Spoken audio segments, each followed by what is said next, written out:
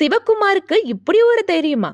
83 வயசாகிற பழம்பெரும் நடிகர் சிவகுமார் என்றும் மார்கண்டேயன்னு ரசிகர்களால அன்பா அழைக்கப்பட்டாரு. யோகா தியானம்னு டைம் ஸ்பெண்ட் பண்றதால இப்பவும் அதே பிரிஸ்கா யங்கா இருக்காரு. எந்த கெட்ட பழக்கமும் இல்லாத அவர் தன்னுடைய 2 மகன்களான சூர்யா மற்றும் கார்த்திய அதே மாதிரி ஒழுக்கமா வளர்த்து ஆளாக்குனது உண்மையாவே பெரிய விஷயம்தான். சினிமாவையும் தாண்டி பேச்சாளர், எழுத்தாளர், ஓவியர்னு மல்டி டாஸ்கிங் பண்ற சிவகுமாருக்கு இருக்கிற தைரியம் வேற யாருக்குமே கிடையாது. அப்படி என்ன விஷயம்னா, அவரே ஒரு இன்டர்வியூல ஷேர் பண்ணாரு. அவர் பேசும்போது, நான் ஒரு முறை பெரியார் படத்தை வரைஞ்சு அதை கொண்டு போய் கலைஞர் கருணாநிதி ஐயா கிட்ட காட்டினேன். அதை பார்த்து அவர் ஆச்சரியப்பட்டு, அதெல்லாம் வரைஞ்சிட்ட, சரி என்னை எப்ப வரைவேன்னு கேட்டாரு.